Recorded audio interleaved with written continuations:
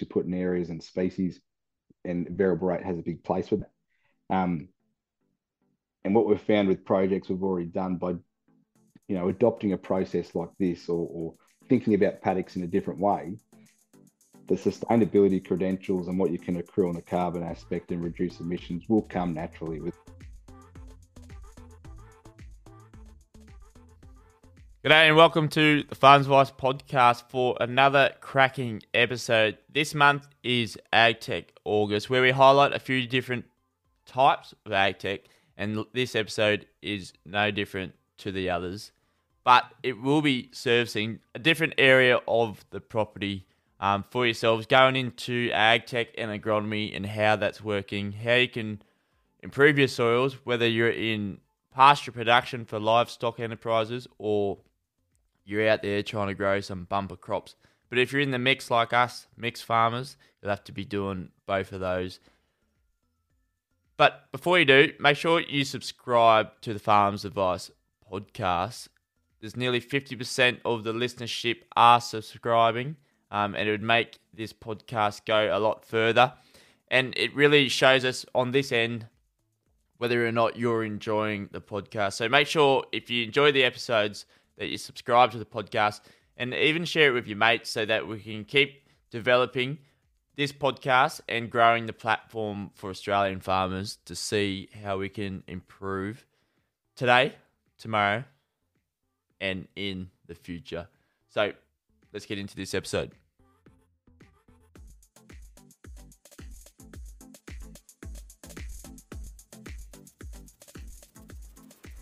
Hayden Hollis, welcome to the Farms Advice podcast, and also Agtech in August. A hashtag I made up the other day, and it's only got my shares on there, but that doesn't really matter. It's about introducing Agtech, pieces of Agtech, and how we can use it to improve farmers' outlooks, but also our daily routines. How are you going? Yeah, I'm going well, mate. Thank you very much for having us on. Yeah, cheers. That's good. It's great to have you in the series, and it sort of complements other pieces of Agtech that we've had on and will have on. So it's exciting to see a different part of the farm that we'll be going to for today. But tell us how you got to the role that you are within AgriCorp, and also like your background. How did you get to where you are? What was the journey? Yeah, so the journey started with Landmark before they became Nutrien. So Yeah. in an agronomy role there, over a few locations, so down the Riverina, and then also back up in Tamworth. And then from there, as we progressed to Nutrien, taking on more of those responsibilities and adapting to the changes, which is really good because there was a lot of insight coming in through the US, which definitely makes you look at things differently. From there, for me, my next chapter was how can I put a different approach for myself and work with people in a different way. So I went down the journey of actually establishing AgriCorp as an agronomy company in the traditional consulting path. And from there, the things that really stuck out to us was value. So Yep. ensuring growers had the latest information, technical advice in the paddock, and how can we actually do things better. So the transition from a retail space to a consultant space, the dynamics changed quite quickly. So for us, we had to look at how to improve land management and then the credentials behind that to help people take that next step. Which then we created two products called FieldCore, which is a standardized land management system, ranking soils into their potential of low, medium, and high on their sand, silt, and clay percentages. Yep. And then a dedicated conservation area, which is at the farmer's discretion to promote, where they don't actually apply inputs, biodiversity. And that's really key to make sure that the transparency is there on farm and it's repeatable, because applications we do in the paddock obviously have a long-term impact year on year. So we have to capitalize on those applications and make sure that the trickle-on effect's always there. And then we establish farming footprint, and farming footprint is a real critical piece to giving farmers the tools to independently certify what their emission profiles are across cropping and livestock enterprises, and then also in horticulture, and then also their soil carbon piece. So what their baseline is, how they actually improved on that year on year to meet both domestic and international requirements. Yeah. Beautiful. Well, it sounds like you've become pretty busy after working at Nutrien throughout that transition. It's funny, depending how long you've been in agriculture, where people have picked up through like Dale Geddes of where Nutrien used to be and everything like that. But probably set a pretty good foundation for yourself, starting up AgriCore and getting those unique insights from the US. Yeah, like definitely the team at Nutrien and Landmark and Dale Geddes, there's so much wealth of knowledge there, and they are key to communities.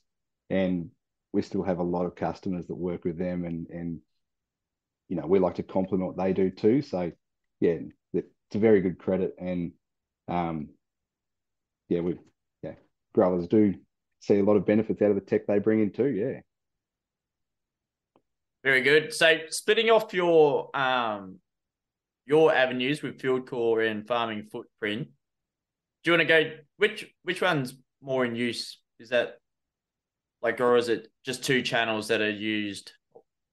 Yeah, so FieldCore for a farmer to I think the biggest path we see at the moment with farm production and this whole world of sustainability now is that they have to follow the same road and the same narrative um, for it to work. So we see improving land management as the first goal. So looking at how our variable soils are and how we manage that. Um, Over the last 7 years, we've obviously seen a big change in high rainfall, across many regions above average. We're now seeing average to below average in some regions. Yep. And obviously those low, medium, and high soils will react differently. So I think we need to look at how can we improve land management and react to what we're actually seeing to make sure we get the return. The most common land management that like is wrong currently, that like the low hanging fruits for improvement. Yeah, I think at the moment, particularly from a recovery aspect, ground cover is a big thing. So maximizing ground cover in certain zones across a field. So one instance where we're actually playing that when we see above average seasons or average seasons on a variable rate path, we're actually increasing our sowing rates across our low and medium areas. So when we do hit that below average area, the plant population, essentially the biomass has been there to increase ground cover across those zones. Yeah. So giving guys the ability to view that and make changes reactively, that's the first part we see with land management. I guess the other side too is from a fertility aspect too, and the nitrogen debate with supply, pricing, and access. We can definitely improve how we place nitrogen. And I guess the question's on why we're applying that rate.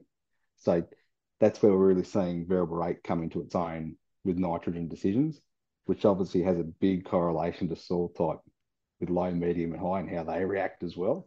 Yeah. So there's definitely a big place in that we see on just those two instances. Yeah. And was there like an eventuation from the land management and what like the next things are for building that out? Yeah. So we're really trying to re-educate growers to think about low, medium, and high. Yeah. Where moisture sits. Do they put it in overdrive? Do they set the gear back? And to make their application decisions, come back to that. So we know which way to funnel that. If we can get them to think more along that, which is where we've come up with a bit of a tagline, no two fields are alike. Yeah. If they can start thinking down that path, well, that's going to help them when they seasons in comparison to the blanket approach. The blanket approach, it's hard to set a crop up to manage to what our conditions are. Yeah. And a classic example this year was with planting conditions on canola across high, medium, and low, as far as how they reacted and where moisture sat for planting depth. For guys in the north, we definitely saw conditions in the medium and low areas not favourable. So the decision not to plant canola was very easy. Whereas if we didn't have those tools, it would have been we had to have it planted by this date because we've done it for so long. And thank God we didn't do that, because at the moment it's been unfavourable and it wouldn't have been a favourable, an optimum outcome.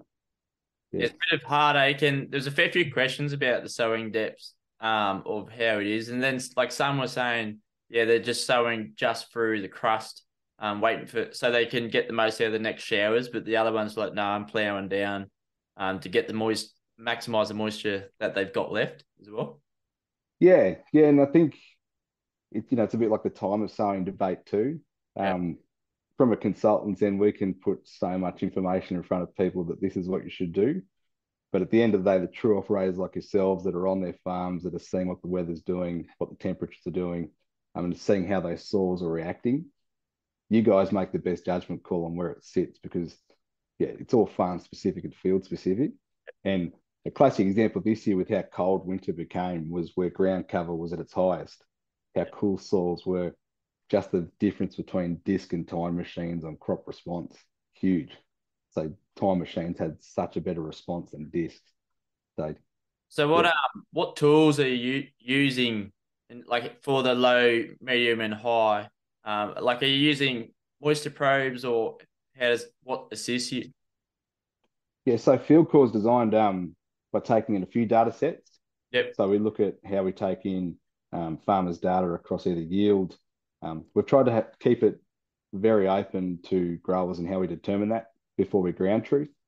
So things like yield, EM38 maps that we process ourselves, and stacked NDVI in conjunction with LiDAR data. That's how we determine the zones before we ground truth. And then the ground truthing with soil testing. Every zone's tested, every field's tested. Yep. Um, and it's all reference, GPS reference. Yeah. What's a zone like? Do you say like you can't go any bigger than a K squared, or is it coming down to 100 meters squared when you're in the pasture sort of places? How does that I know. break So down? it's all gridded on a 10 meter by 10 meter grid. So that's how the data is actually grouped. And then from there, we look at how the data ranges. So yeah, and that's how we determine what the zone actually is. That wouldn't be taking soil tests every 10 meters, would it? Like it, No, no. So we actually they're they're taken across zones yeah, of that's the, fine. the zones. Yeah, Yeah, yeah, yeah. right. Beautiful. And the farming footprint, the other service of yours, tell us a little bit about that. And does it sort of run after your field core land management for people utilizing it? Yeah, so farming footprint, we're quite lucky. So um, farming footprint takes in, it's validated through field core maps ideally Yeah, as to what's been applied to a paddock um, to help validate what's actually going on. We then look at all our livestock, orientation, so numbers, what species, etc. For the methane component, yeah, the cropping with obviously total yields, inputs that we've applied to determine our greenhouse gas portfolio on that as well. Um, Logistics, energy, and obviously landscape being soil. So farming footprint brings all this information in to validate what our profile is, where do we sit soil carbon baseline wise as well, yeah, to give a farmer a true snapshot as to what their business is and their responsibility. We encourage people to go down the field core path with that because the transparency is far greater um, than current methods out there at the moment. But it's open to all landholders how they want to take it. I think the biggest piece is how do we take the information in? How do we make sure it's very transparent and validated? So it gives growers like yourself the confidence. Well, this is what our commodity is and what our produce is. I want to access these other markets. Here are my credentials. yeah, You guys own the information. There's no lockouts. There's no ties to anything. I think that's really critical because you guys work very hard for your asset. yeah.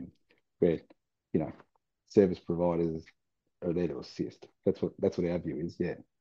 Yeah, definitely. What's the uptake sort of been with that and like with the traditional sort of outlook of what agriculture farmers can have they been looking towards having those credentials to back up what they're producing within the start of the production? Yeah. So we are seeing an increase with growers. And what I really like about it is walking growers through this process. So when you're working with them on the day-to-day stuff on the agronomy front and production, and when you see them improve land management practice and savings and getting yields, winning competitions, et cetera, et cetera. The next stage and the next chapter is, well, how can I reach these sustainability goals and how can I start to leverage what I'm hearing so much about? So we are seeing a pretty big uptake on that process, but it's more about getting the groundwork right up front, seeing the benefits on farm. Then they can start to take that next step. And we've had a very good result with a farm at Gloucester, so being Macca's Angus, where we've achieved that carbon neutral status. Gloucester's a very different landscape in comparison to, say, Moree, where you've got such a huge topography change. So there were challenges there, but they're approaching their farm. How do we improve fertilizer application? What forms are we doing? How can we reduce that? How can we actually look at improving pasture species and where we place that to the soil types? And through that, and then the process of farming footprint, they've been able to truly validate their emission profile, their soil carbon position. They've got the data set that can illustrate that too. So yeah, no, it's definitely a flow on or a domino effect with how the process works. But it's been achievable. I think that's probably the biggest thing, that it's not a daunting experience. The reality is the majority of you guys are already doing such a great job. Let's just piece it together so it's repeatable, it's affordable, so it can be adoptable. Yeah. For anyone that's seen what like Macca's project that you went through, you guys at AgriCorp, what's the follow up of this after you sort of baseline, you get your carbon neutrality, and how that sort of works? What and how frequent is the sort of follow up to be retesting and sort of reanalyzing what's going on under the soil? So we see one of the key things we see with anyone going down this path is that carbon neutrality is the secondary benefit of doing best practice and production. Yep. So we see that as the second tier thing. So every 12 months, we recalibrate our soil tests. So we're taking them every 12 months and we're looking at a soil nutrition and structure. And then the carbon tests were also taken at that point too. So again, and the challenge I think industry faces to maintain a carbon neutrality claim, and the way this whole space is changing across all industries, not just ag, on the accounting base, it has to be done annually, just to make sure it's valid. It's no different to other people from other industries making a claim that may not stack up. They've got to go through the formalities every year. I think this should be adopted too. And I guess this is just my view and opinion. If we can encourage more soil testing annually, and we can have programs to support that, farmers can actually understand nutritionally what's going on in the structure, so they can make the best decision that day with their investment. And then the second piece, where we can collect the carbon stuff as well while we're at it. So we can prove what we've sequestered, where do we sit, the data sets there, the layers are there. Yeah, I think that's probably the way to look at it, that it is the second-hand value off the back of it. Because obviously we want to do best practice on farm. We want to get the most out of our soils so we can turn off the most, have livestock on for less amount of time and everything. What sort of depths are you doing those at? Is it a chicken scratch or is it 6 foot cores? Yeah. So it ranges. So for some farms, the minimum requirement is to 30 centimeters. Yep. And then some other farms we do go down to a meter. This question always comes up when we talk about soil testing depths.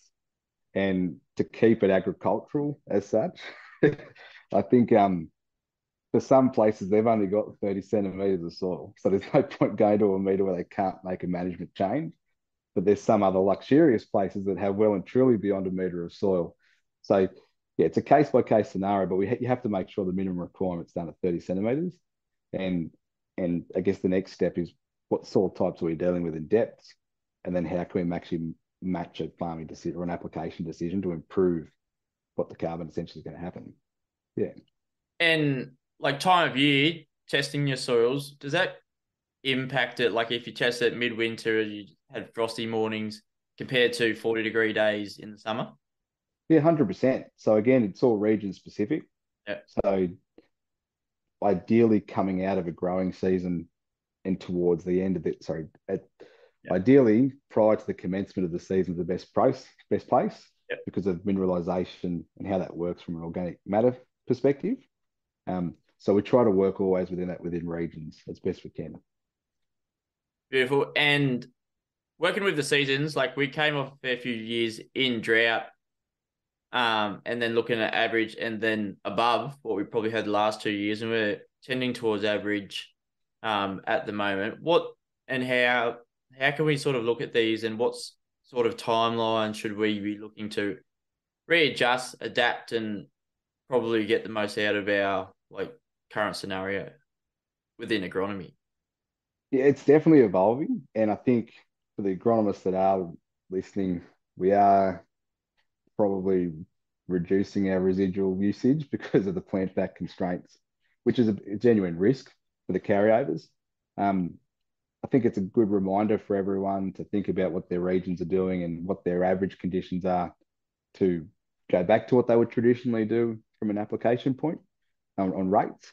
And I guess just being pretty fluid. So how we approached last year in an agronomy sense with the huge use of fungicides, the reality of this year that just hasn't been there. One of the things we're really stressing with clients at the moment is nitrogen and the forms of nitrogen. So to mitigate that total requirement, when we don't have favourable rain for top dressing, we're in a place. So yeah, that topic's definitely coming up, and growers have been very receptive because how do we adapt? How do we reduce this risk? Yeah. It takes a lot of planning up front. Yeah, yeah, Probably being a young bloke or young woman within agriculture, nothing's more frustrating to me not being like able to get something in the crop, into the paddock, a crop or something, a pasture, because it's not the right time, it's a bit too dry. But like, are we working towards a sliding scale to get the most productivity out of that, or are we looking to rest these paddocks? If we do have that data to back up, like we've sort of missed the mark for this year, this season, and maybe put in a summer crop instead. yeah. So again, the best preparation we can have to the paddock from a Yeah, cropping angle, keeping our options open. So, herbicide restrictions with plant backs, the ground cover aspect to being able to react to that, um, and starting to prioritize fields. So, what are the likelihoods? So, at the moment, we've got growers there that have, like, I'll give you some scenarios where barley hasn't been favorable because something as simple as seed vigor was reduced. The real cool winters that we've had this year with frosts and soil temps. So the emergence hasn't been great. We're now pulling back any chance of residuals going on there with the chance of putting legumes back in there in the summer if it does go. So yeah, I guess probably the biggest thing is just keeping your options open. Looking at how do you keep that with however the season goes. yeah. Yeah, definitely. How does it sort of differentiate from, I don't know, say Macca's, because you've been working there, to pretty far out west? Is there projects happening far western New South Wales, or the likes of the wheat belt of Western Australia, and what's happening in those sort of those paddocks? They're pretty dry all year round. Yeah, there's definitely projects happening, and for even clients we work with are undertaking that out in those western districts. Yeah, I guess the biggest thing with carbon, and everything I try to do, I try to bring back to a more holistic, top view approach to walk through the basics. So one of the key things I see there is rainforests. Rainforests are there in high rainfall areas. Obviously, one of the biggest pumps, to promote carbon removal, etc., etc. So the expectation for Western districts to achieve what coastal districts can do, highly unlikely. So yeah, I think we've got to remember that. So when it comes to policy decisions, when it comes to how does a grower in a Western district or a coastal district potentially be faced with any policy decisions and things like that, we've got to keep this all in context. yeah. So yeah, so there's definitely projects happening, but the potential what grower A and grower can do, yeah, huge difference. Yeah, yeah. For yourself, like, how do farmers get a start on this? Through using products such as like field core and everything, what would they initially need to start collecting on their own, or what should they be looking at to make the next year profitable? And off the back of that, what's the sort of time frame of utilizing the data that we've collected and actually implementing it and starting to see some rewards on the other side from that? So I guess the biggest thing for farmers and agros as well and consultants Yeah. is how do we take the first step with it? And the first thing we would like to see is having clean data sets that are repeatable and are very transparent. So we can build those maps out for people. And I think it's really critical that through the process that growers slash landholders, consultants and agros, do this together. Yeah. The next step we would like to see would be like a repeatable soil testing that's done on that to build that data set out. As far as the process from time frame from when they take that to actually seeing a result, the cost to implement this traditionally, what we've seen with our growers has been a recovery within that season. Now that's also been, don't forget, on high input prices as things start to come back. With reduced input prices, seasonal conditions, and the way interest is going to, that will fluctuate. So it could be a year, like a season and a half that will probably go out to. But growers can definitely see the value on that decision process. So where do we sit season-wise? How are the soils reacting? Do we put this input across the whole area or do we restrict it to a certain area? Yeah. That process definitely helps people, definitely shows them the value. And again, by doing best practice in the paddock, reducing inputs, it improves your farming footprint. So yeah, definitely it flows on the flow-on effect. Yeah, and imagine like the example you had before where it wasn't the best season to plant canola, so they held back, and imagine how much that would have saved, even the stress of going through their growing period and it's actually not growing. That's all saved, but also financially, but also probably the moisture in the soil as well. Yeah, definitely. So we haven't changed so much there just yet on the moisture front. Yeah. But the cost of inputs, the cost of labour, the residual restrictions we would have had on there too would have locked us out of the summer crop potential for that field. So we are going through that assessment at the moment. Do we go down the cotton path or sorghum path? So that those decisions will be made over the next few months. Yeah. So yeah, it's definitely but it takes the emotion out of it. It's getting guys to look at it more on a factual basis than an emotional basis, Yeah. and treating the farm as a business, which yeah, we're seeing a big change of that. So yeah. Yeah, I think like over the last couple of years, just sort of running the podcast, I've sort of talking behind the scenes, everyone's taken a real keen, trying to nerd out in nearly everything that they're doing on farm. It is a lot to take in and soak up, I think. But you said before, emotions in agronomy. How important is this for the farmers? Because you seem to take the very scientist sort of view, rely on the data, but follow processes, and you've got some frameworks there to back it up. How important is that for you and the clients you've worked with? Yeah, no, it's really critical. Our decisions do come back to, again, we try to keep this process very simple on low, medium, high. Yeah. Do we put the beast in overdrive or do we just set it back a little bit so we're not going too hard? It's been a great journey because we've seen such a big shift in seasons that we've seen the zones react differently. So last year, the high zones were all waterlogged and not our friend, where this year they're doing very much the heavy lifting, Yeah. where the low zones aren't. So they can clearly see that the decisions are quick. And it's really reignited another passion for them with their land. So that's what I like. And, we talk about ground truthing and, how you've got to get around and look at it all. And, you've got to do that. But the true ground truth is actually an older farmer who's been there for 20 years. Yeah. And you put it in front of him, and then the 3 hours of discussion of how every season's gone, because he can tell you across the paddock, that's really rewarding because, the science and the data is actually backing up with what's physically been seen. So, yeah. Yeah, it's a cool aspect, and probably a unique position of you, Hayden, and how you've sort of taken your role in, and how you deliver your services. Is like, is there discussion about how conservative you should be? Like, we can't be sort of 120% humming for our soils the whole time.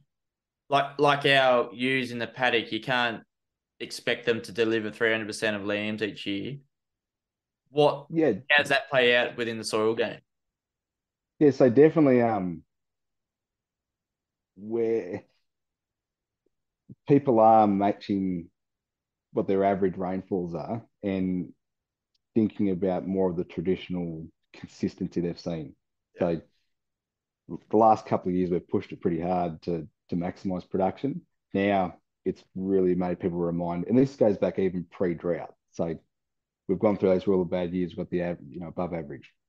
You know, going back to what we did 8, 9, 10 years ago with rates and everything like that. So people are rehashing um, how far they push country. There's been a lot more talk of letting country go through to fallow yeah. to build moisture and rest. Um, and then that's where that introduction of legumes is coming back into it. So if we can increase mineralization, if we can bring more of a natural pathway for nitrogen in comparison to the issues we're faced with the synthetic job, um, there's been a huge discussion back on resting paddocks. So that cost of legumes, cost of labor, and everything, for operators that you know of, it's sort of working out that nitrogen's giving back enough to the soils rather than the synthetic sort of fertilizers. It's definitely reducing the total requirement of synthetic, so we can be more targeted in crop. Yeah. We've got one grower where so there's a grower and there's 5 growers around him, and he's the smallest, but he's trying to prove a point this year with the crop comp. So everyone's watching his Duran paddock like mad. But he put faba beans in last year, did a big job on his phosphorus application. So it's good to see that because everyone's starting to see it in the paddock. They're looking at it. They bring their results together. It starts that discussion. Yeah, and if we can do that, I think that's one big factor how farming systems can adapt um, to making that best choice. And without Yeah. me knowing agronomy too much, they're planting the faba beans and harvesting them as well. They're not thrashing them back in as a cover crop. No, no. So they're definitely harvesting them.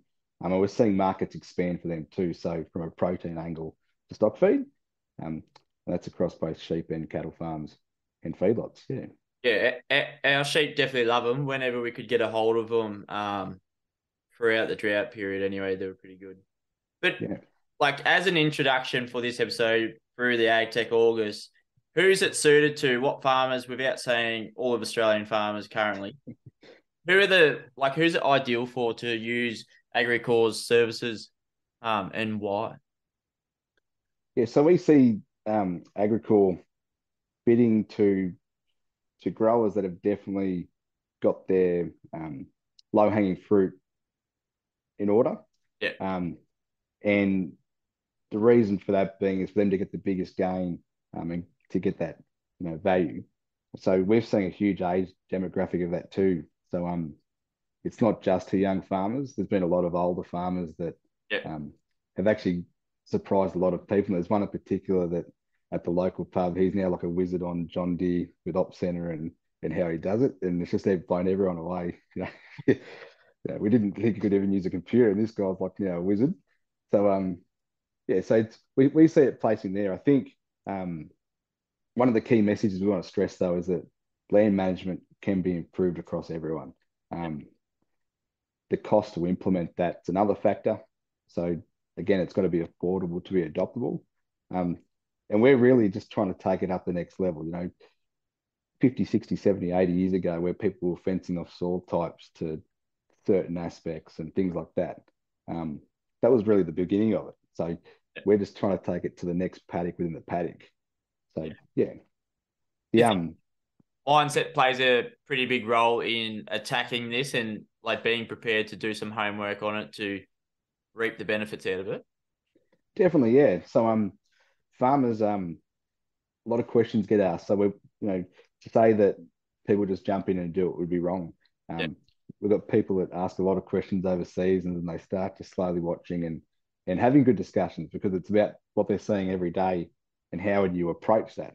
And I think that's really key because again, from a service provider's angle, we blow in and blow out.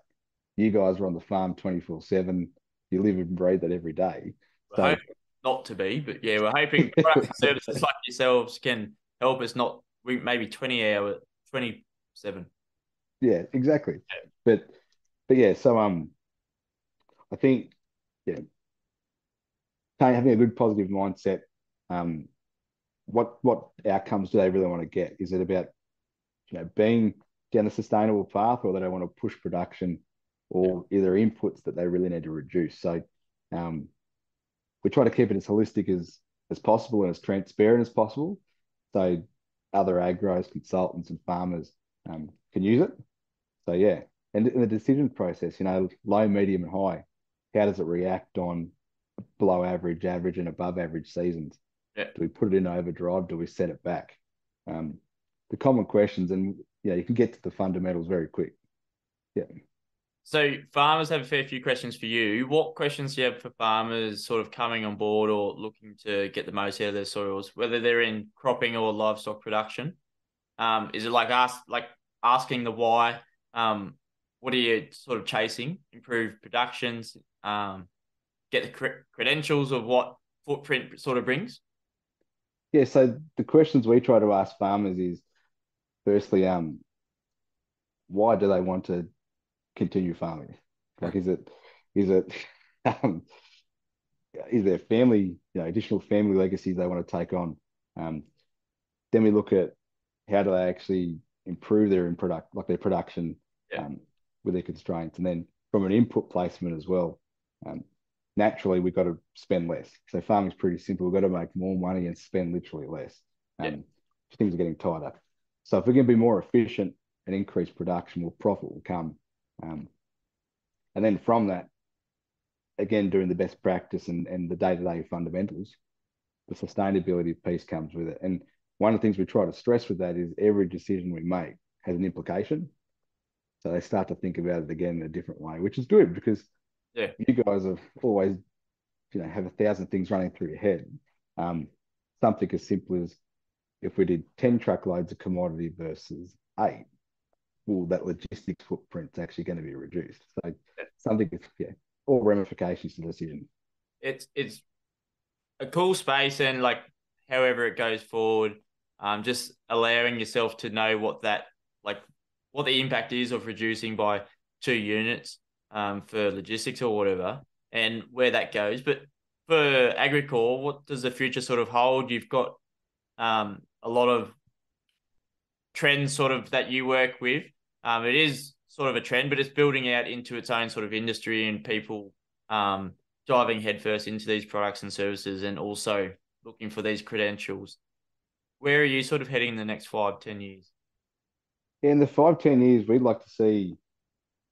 the first thing is to improve land management. Yeah, So if we can have that, um, you know, farmers are going to be able to combat seasons a lot more effectively. And it's going to make everyone's jobs a lot more easier. yeah, It definitely takes the emotion out. The whole point of field call was designed to be pulled apart.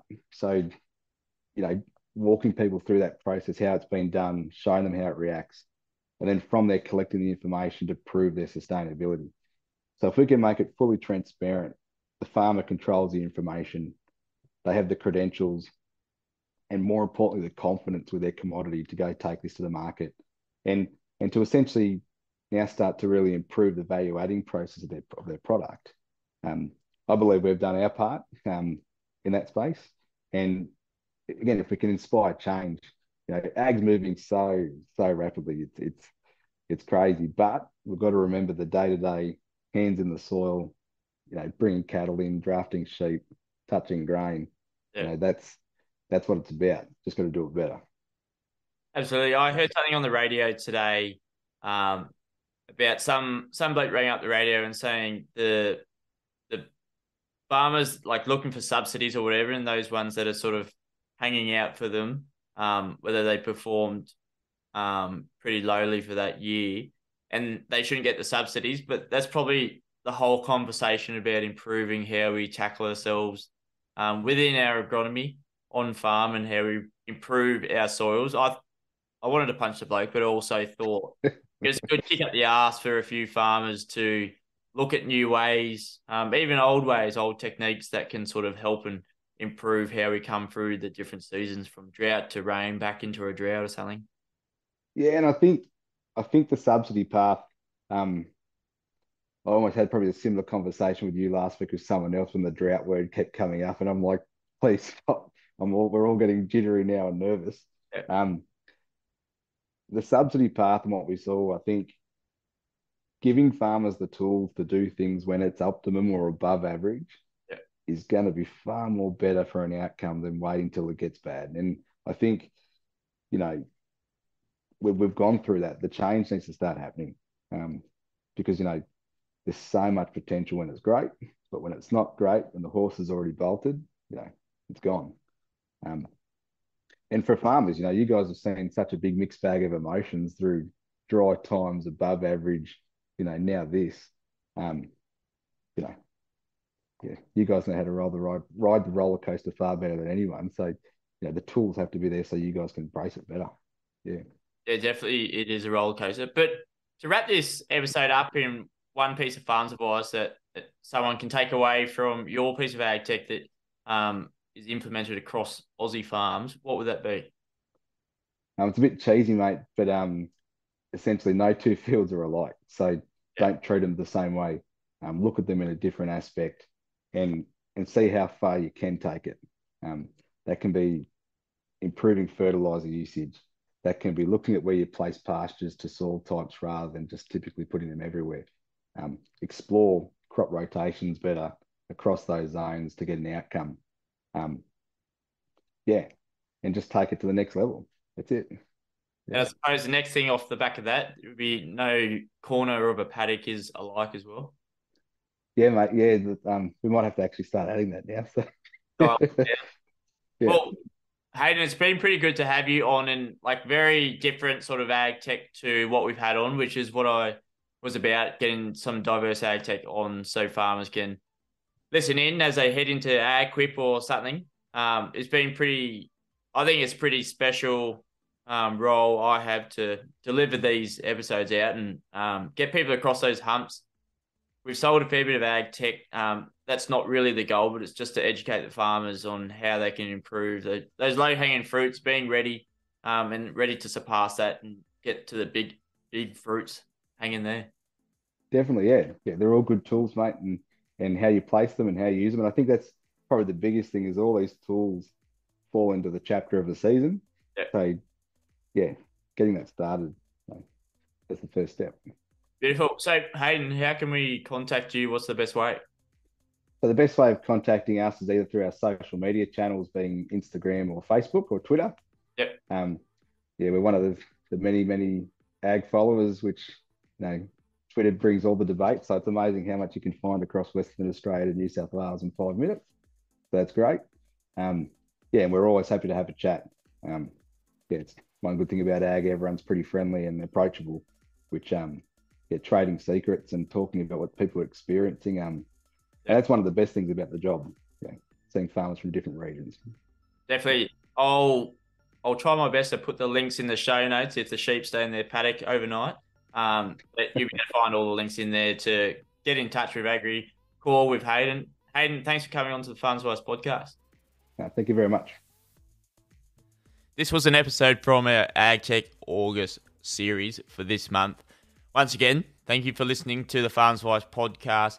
Share this episode with your mates, and they may even be able to improve their own farm, whether they're the farm owner, the farm manager, a farm hand. It's interesting that people attack it probably at different angles on the farm and how that sort of works out. But let us know what sort of episodes you'd like us to come up with on the podcast. You can email in at hello@farmsadvice.com.au. We'd love to hear your suggestions to see how we can build this platform for you. But until then, next Tuesday, keep on farming.